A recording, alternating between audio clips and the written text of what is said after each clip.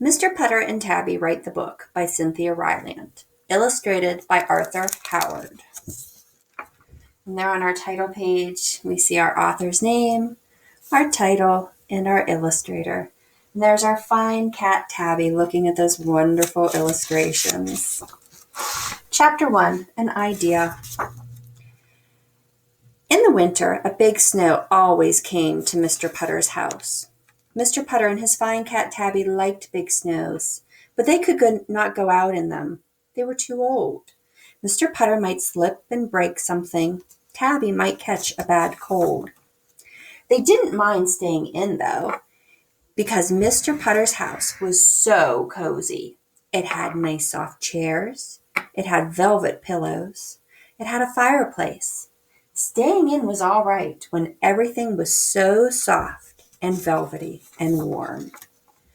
One day, when Mr. Putter and Tabby were inside for a big snow, Mr. Putter got an idea. His idea was to write a book. He had everything a writer needed: a soft chair, a warm fire, and a good cat. And he had a pen and plenty of paper. "I have always wanted to write a mystery novel," Mr. Putter said to Tabby. So he brought out lots of paper, lit the fire, plumped his chair, and got ready to begin. First, he had to think of a title. He thought and thought and thought.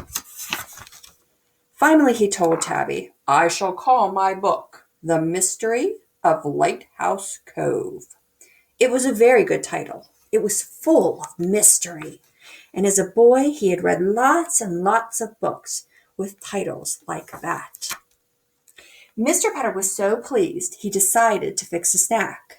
He went into the kitchen and fixed a big apple salad, a pan of corn muffins, some custard pudding, and a cheese ball. Mr. Putter spent 3 minutes on his title and 4 hours on his snack. And then he took a nap. Mystery writing was not easy work. Chapter 2 is called Chapter 1. On the second day that he was a mystery writer, Mr. Putter had a nice long breakfast with Tabby of oatmeal and tea. And then he settled down to write again. But first he had to stoke the fire, and then he had to clean Tabby's ears, and then he had to find a sweater. And then he had to move his chair closer to the window. Then he had to move his chair back. Then he settled down again. He was ready to write.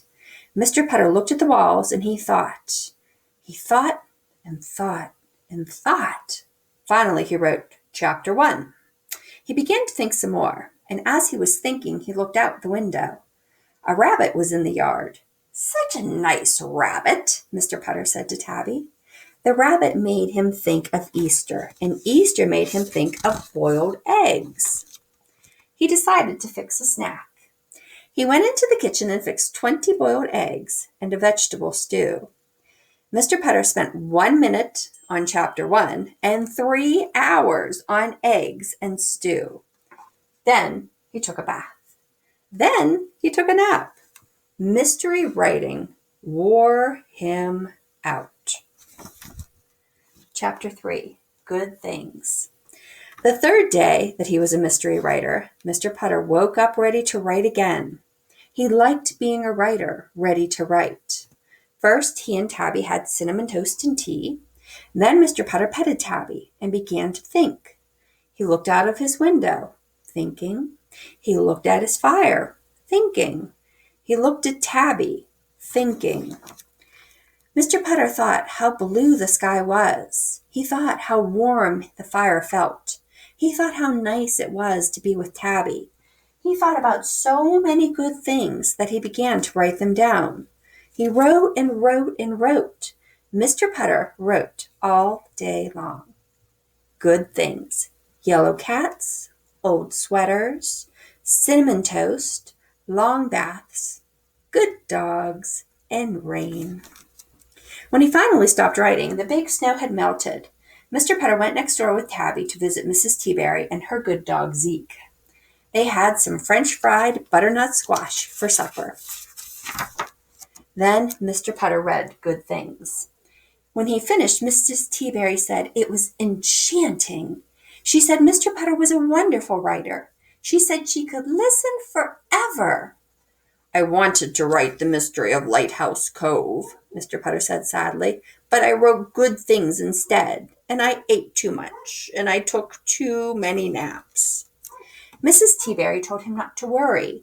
She said the world was full of mystery writers, but writers of good things are few and far between. Mr. Putter did not feel so sad then. He did not feel sad at all. In fact, he was thrilled. Every writer loves a good review. And to celebrate good reviews and good neighbors, Mr. Putter took Mrs. Teaberry and Tabby and Zeke out for vanilla milkshakes. And Mr. Putter had so much fun and thought of so many good things that he could not wait for the next big snow, so he could be a writer again. There's Tabby staring into the fire. The end.